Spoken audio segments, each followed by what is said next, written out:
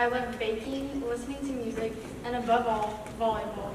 And I am a rally kid.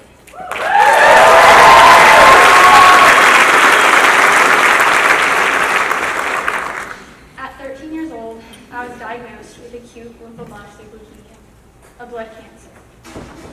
As the end of 7th grade came closer, I started to realize I was losing a lot of my energy. I was losing tons of weight, and I had a bad eye infection. I didn't want to miss out on any of the end of the school year fun, so I tried to hide the fact that I was sick. But that didn't seem to last long. A couple weeks before I was diagnosed, I was at the beach with my best friend Anna, and the whole time I felt like I was going to pass out.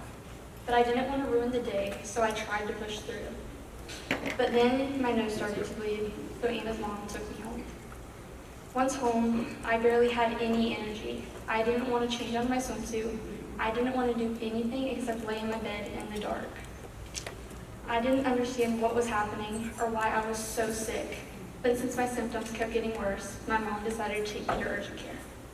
There, I was tested for flu, cold, mono, but everything came back negative, except they told me I was anemic. After we left urgent care, my mom, who is my best friend, knew something was wrong, so she took me to the ER.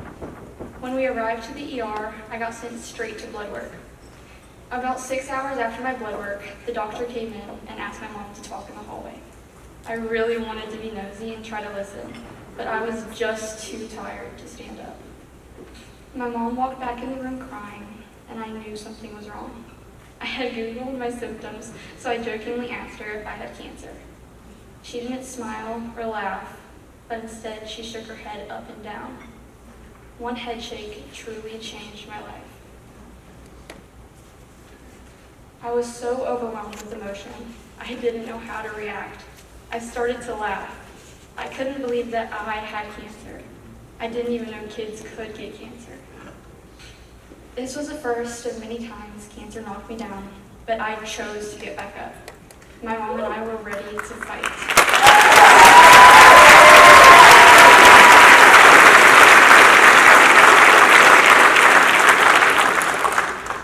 The next few months were hard. I was in and out of the hospital. I had so much chemo, and I was so sick. I wanted to shut the world out, and I didn't want anyone to know. But after chemo, my biggest fear of losing my hair started to happen. I realized I couldn't hide the fact that I had cancer any longer, so I shared on social media. Everyone was so shocked, and soon the pity started. Exactly what I didn't want. I instantly regretted making a post. People started referring to me as the girl with cancer. Some people even said they hope that I don't make it through. Can you imagine that? Sometimes this was people I didn't know, but even worse, sometimes it was my friends. Yet again, cancer tried to knock me down, but I chose to continue to have hope.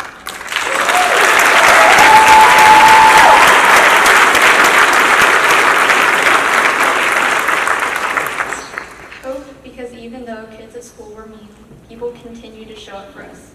Our friends, our family, rally, and even you here tonight who give funds to research for kids like me fighting cancer.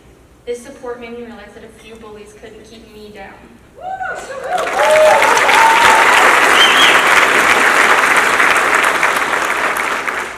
In November 2023, I was told I was cancer-free.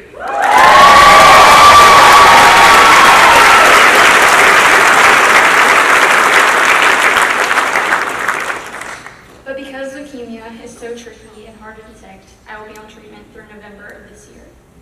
Even though this was great news, all I could think about was what if the cancer cells come back? What if something happens and I don't get through this? What if? Last March, I started getting really sick again. My stomach was killing me. I had a 103.3 fever, and sleeping was the only thing to give me relief. I couldn't move, I couldn't eat, I was miserable. Any tiny movement would trigger intense pain, so my mom rushed me to the hospital. On the way there, I laid my head down in my mom's lap. I could barely see. I was in so much pain. The next thing I remember was being in a hospital bed and having seizures, and my mom running to get a doctor. ended up being in the hospital for the next 6 weeks. Once I was stable, they ran tests and found I had an infection in my stomach called E. coli. On top of that, I had rhinovirus. I was so sick, the doctors had to wear full body covering suits and masks anytime they came in my room. While I was on multiple antibiotics to help with my sickness, my right lung started to collapse. They did x-rays and I had fluid in both of my lungs. I had to get 2 drains on both sides of my ribs, and soon after, 3 chest tubes, 2 on my left and 1 on my right. This was the most painful thing I remember of my journey by far. Cancer has knocked me down again and again. When I was diagnosed, all I could think about were all the things I haven't gotten to do yet. Would I get to drive? Would I get to go to high school? Would I get to go to college? Would I be able to get married? Would I be able to have kids? But because of Rally and because of you, I do have hope. And today, I'm in high school, I have my learner's permit, and I am looking forward to my future.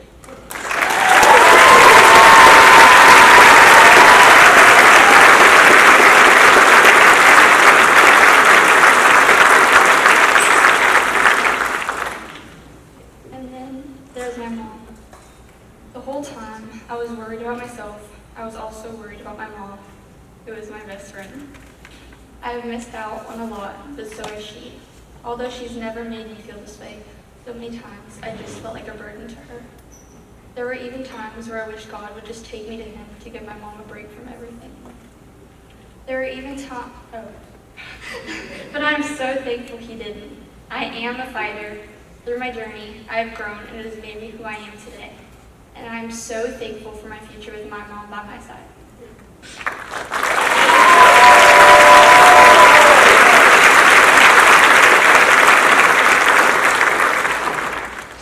Through my journey, Rally has been my mind and my mom's side.